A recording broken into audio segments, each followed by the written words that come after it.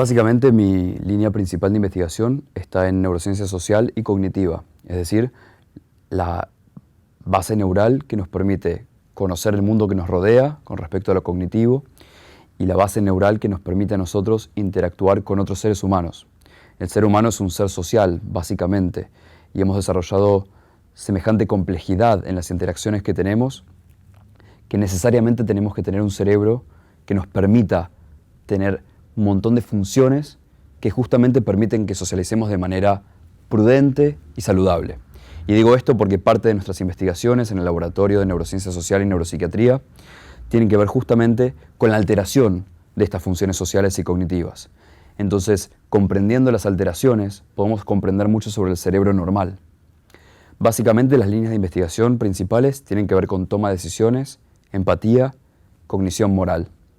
La toma de decisiones está estudiada principalmente desde patologías en las cuales se afecta todo lo que tiene que ver con el cerebro frontal, los lóbulos frontales, que son la porción que nos hace humanos verdaderamente porque evolutivamente son las más nuevas y alojan todas las funciones que nos permiten justamente socializar, la capacidad para inhibir estímulos inapropiados, la capacidad para abstraer conceptos, la capacidad, por ejemplo, para ponernos en el lugar del otro, para inferir sentimientos, pensamientos, creencias de los demás. Todas estas son cosas que hacemos todo el tiempo, todo el día. Y por otro lado, estructuras cerebrales más antiguas, evolutivamente hablando, que tienen que ver con las áreas emocionales. Vivimos en un estado emocional, todo el tiempo estamos inmersos en un mundo emocional. Entonces, para evaluar todo esto, utilizamos técnicas de laboratorio clásicas neuropsicológicas, desde pruebas cognitivas que suelen ser muy utilizadas en laboratorios en todo el mundo, hasta pruebas diseñadas por nuestro propio laboratorio para medir, por ejemplo, algunos aspectos en particular. Estas pruebas diseñadas específicamente en general utilizan o bien la computadora y medimos, por ejemplo, la cantidad de tiempo que un paciente tarda en responder a un estímulo. Evaluamos cómo responde ese estímulo. Por ejemplo, podemos mostrarles una foto de una madre abrazando a su hijo y preguntarles cuán positivo le parece que es esa imagen o cuán negativa. Luego podemos mostrar una imagen de un tanque de guerra y hacerles la misma pregunta. Y cuando obtenemos estos valores, que por ejemplo lo hemos hecho moviendo el cursor de la computadora, a veces con una escala más acotada, es decir, hay distintas formas de medir todo esto, logramos inferir cómo está la emoción en este paciente o en este voluntario de investigación. Entonces, la toma de decisiones humana puede ser, por ejemplo, bajo riesgo explícito. Muchas veces nosotros tomamos decisiones cuando nos dicen la probabilidad de que suceda esto es tanto, la probabilidad de que suceda esto otro es tanta otra probabilidad. Ese es un tipo de toma de decisiones. Hemos diseñado tareas que evalúan esa toma de decisiones. También tenemos tareas que evalúan la toma de decisiones bajo riesgo ambiguo. Muchas veces, todo el tiempo en nuestra vida, tomamos decisiones sin saber exactamente cuál va a ser el outcome, el resultado. Entonces, ir disecando, les cuento esto porque principalmente lo que quiero transmitirles es esta idea de que uno tiene que disecar cada función humana lo más posible. Ni siquiera podemos decir que tal prueba evalúa toma de decisiones. Sería una locura, sería un simplismo del cual no podemos darnos el lujo de evaluar. En cambio, si decimos que estamos evaluando la toma de decisiones bajo riesgo explícito, con estímulos monetarios, estamos acotando los resultados y podemos hacer mejores hallazgos que tengan una utilidad verdadera en la vida diaria. Luego evaluamos la empatía. La empatía es un campo que está creciendo cada vez más y no es casual que crezca más. Cuanto más conocemos sobre el cerebro, más cuenta nos damos la necesidad que tenemos de interactuar con otros, ponernos en el lugar de otros, inferir sus sentimientos y entender que son distintos a los nuestros. Lo interesante de esto es que la empatía también es un gran constructo. Hay una empatía, por ejemplo, que es muy primitiva. Si yo veo cara de alguien que está triste, automáticamente y sin darme cuenta, hago cara de compungido. Eso es una empatía motora, es una empatía primitiva que es evolutivamente hablando muy antigua. Entonces podemos evaluar eso, podemos poner electrodos en los músculos de la cara y evaluar la activación de esos músculos aún sin que el paciente se dé cuenta, o no solo pacientes, voluntarios de investigación neurotípicos, sin que se den cuenta que siquiera están sufriendo una emoción. Entonces lo hemos hecho. Hemos puesto caras de personas tristes, sufriendo, particularmente estudiamos el dolor, pusimos electrodos en sus músculos faciales, tenemos 43 músculos en la cara, es decir, tenemos mucha riqueza por evaluar, y vimos cómo esos músculos se activaban y emulaban la misma cara, la misma activación de músculos que la persona que sufría. Si ustedes piensan, la cara de dolor es una cara muy típica. Yo hago cara de dolor y ustedes todos han reconocido la cara de dolor.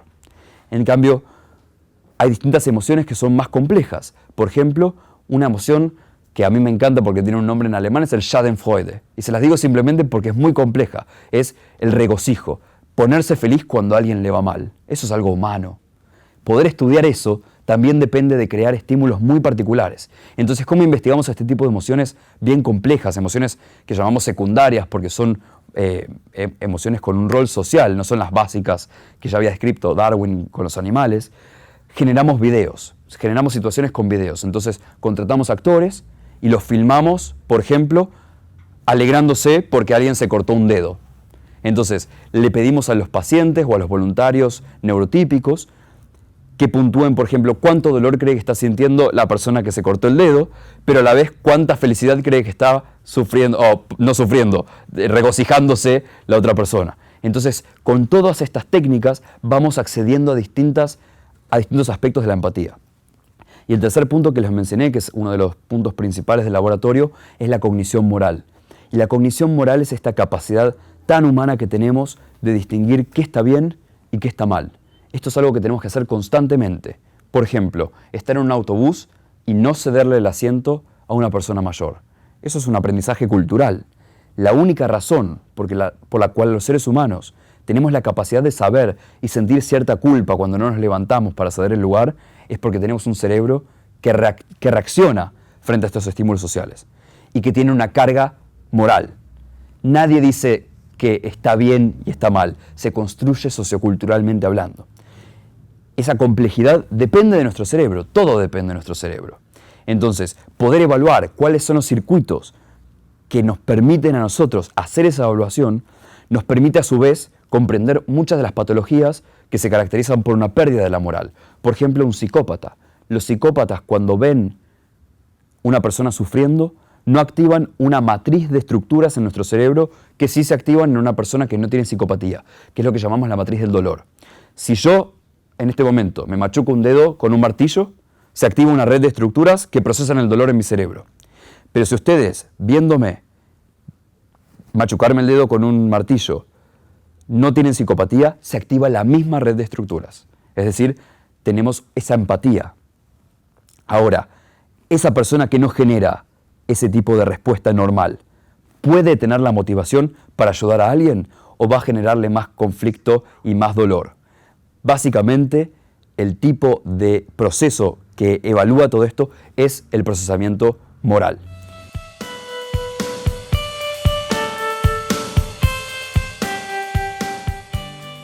Claramente todo lo que estamos investigando es verdaderamente humano y no podemos comprender la naturaleza humana desde un único ángulo.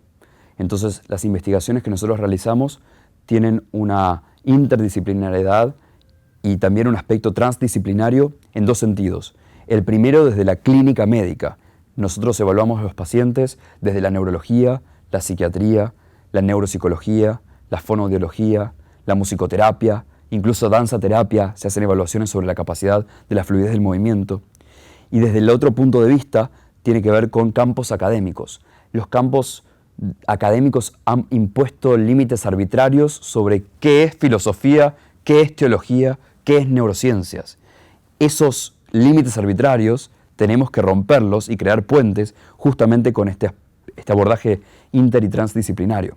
Entonces, por ejemplo, para todo lo que tenga que ver con investigaciones en neurociencias de la moral, contamos en el equipo con filósofos, porque el filósofo tiene un bagaje de aprendizaje justamente sobre las líneas de lo que es la moral, desde los clásicos como Aristóteles hasta Kant, hasta las tendencias más nuevas, distintas corrientes filosóficas que explican por qué los seres humanos tenemos una moral, por ejemplo. Otro aspecto interesante, pensando en las líneas que les conté, en la empatía, tenemos expertos, por ejemplo, en dolor. Ya que estamos estudiando dolor, estudiamos la empatía en médicos expertos en dolor. Entonces, por ejemplo, les mostrábamos a médicos que se especializan en acupuntura, pacientes que estaban siendo tocados o con un alfiler y por lo tanto sentían dolor, o con un Q-tip, un hisopo.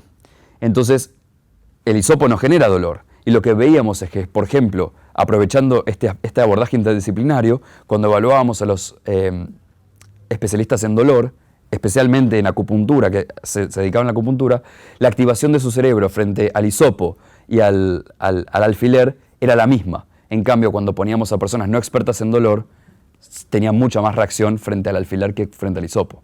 Entonces, esta interdisciplinaridad solamente la logramos porque tenemos el aporte de distintas ramas. Si no, no se nos ocurren las preguntas de investigación. Y por último, estamos involucrando cada vez más a los docentes, porque el docente, cuando hablamos de las neurociencias aplicadas a la educación, también nos da el otro aporte, que es la educación aplicada a las neurociencias. Ese diálogo bilateral es lo que nos genera las preguntas. Entonces, por ejemplo, nos ha pasado en el laboratorio que, involucrando a los docentes, hemos generado nuevas preguntas sobre el rol de la empatía en la enseñanza docente. Por ejemplo, uno de los estudios que estamos haciendo en este momento es si el docente que genera un interés por las neurociencias, solamente el interés, y va a una única charla de neurociencias y aprende algo sobre el cerebro, sea lo que sea, si ese profesional de la educación se vuelve más empático. Y si se vuelve más empático, ¿qué impacto tiene en el aula? Entonces estamos evaluando, por ejemplo, el puntaje al final del año en las materias por docentes que fueron a cursos de neurociencias versus docentes que no. Y de a poco estamos construyendo este diálogo. Y con el feedback de este abordaje interdisciplinario es que podemos seguir generando preguntas. Cuanto más descubrimos, más preguntas se generan.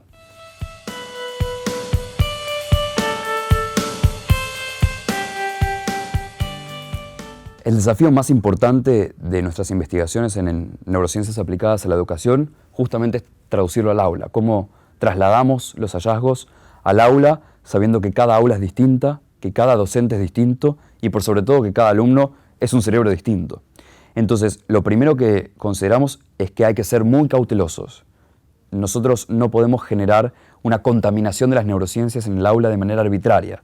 Cualquier intervención que se haga en el aula tiene que tener un apoyo del docente que diga esto tiene sentido, porque en otras experiencias cuando he hecho esto quizás funcionó de esta forma y por ahí ahora que me recomiendan esto me hace resonancia con algo que he hecho en alguna otra vez. Este tipo de diálogo constante verdaderamente es importante y es el desafío principal por la próxima década por lo menos de investigación en neuroeducación. Pensando en cada uno de estos temas que venimos conversando, con respecto a la toma de decisiones, entender que la toma de decisiones es un proceso emocional nos hace a nosotros entender que, modulando la emoción, podemos generar una mejor toma de decisiones en nuestros alumnos. ¿Qué quiero decir por modular la emoción? Uno puede generar ámbitos donde haya emociones positivas o donde haya emociones negativas o donde haya ambos tipos de emociones. Por ejemplo, si nosotros generamos un ambiente permanentemente amenazante, y esto sucede universalmente. Por ejemplo, nuestros alumnos están reprobados en los exámenes hasta que nos demuestren lo contrario. Ningún alumno comienza aprobado y luego se lo reprueba si no alcanza el contenido. Piénsenlo. Verdaderamente nuestros alumnos comienzan reprobados. Cuando alcanzan el puntaje, ahí es cuando los aprobamos. De hecho, en la corrección misma de un examen, uno no arranca de 10 y va restando puntos. En general, la mayoría de los docentes arrancan de 0 y van sumando puntos con cada ejercicio bien hecho. Eso se los doy como un ejemplo porque es un reflejo del tipo de ámbito escolar que estamos generando. Poder generar un ambiente donde lo que se fomenta es un ámbito seguro, donde el miedo a equivocarse no lo tenga por el miedo a la reprobación, es un ambiente que va a generar emociones positivas. Y la emoción positiva tiene un impacto en la toma de decisiones.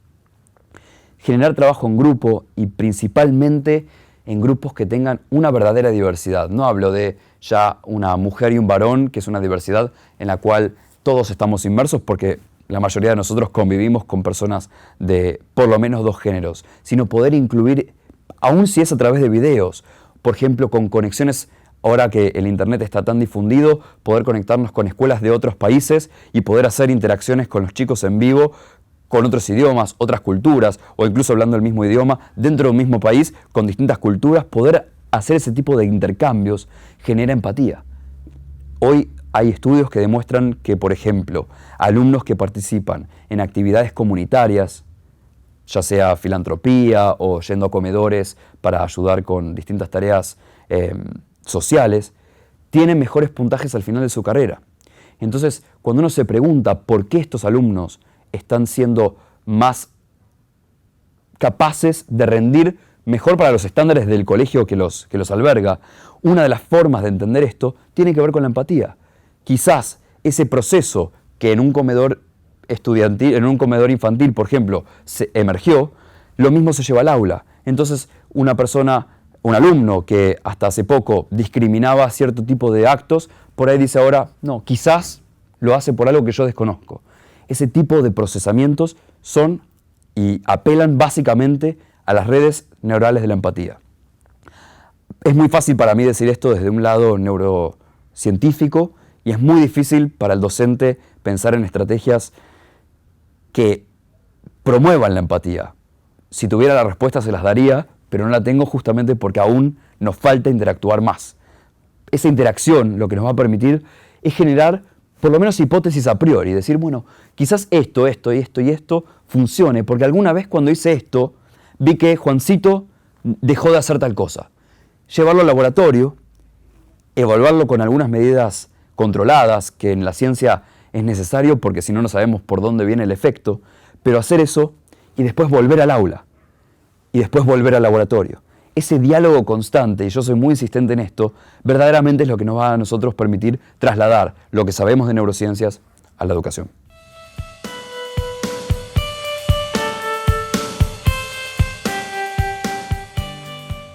Hablar de recomendaciones es difícil porque trae aparejado cierta responsabilidad que uno como científico no puede darse el lujo de tener sin datos. Entonces quiero que tomen con pinzas la palabra recomendaciones en lo siguiente que digo, pero si pudiera recomendar algo, justamente tiene que ver con no dejarse asustar por la ciencia. Los datos científicos muchas veces son mal interpretados por la prensa, cientos de veces salen en los diarios hallazgos que parecieran que van a revolucionar el mundo de la educación y sin embargo en el día a día la educación sigue siendo igual. Y la diferencia en la educación va a estar cuando los docentes sientan que lo que la ciencia tiene para contarles es algo que resuena con ellos en el aula y con su experiencia docente.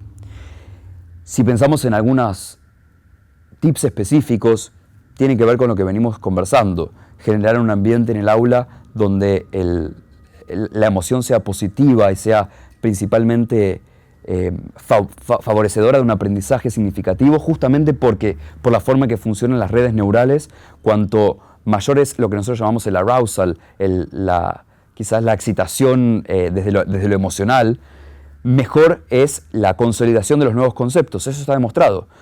Profesores que utilizan el humor en sus aulas son profesores que en general terminan produciendo mejores resultados a fin de año. Esto está evaluado de distintas maneras, tanto con calificaciones como con evaluaciones cualitativas de trabajos prácticos.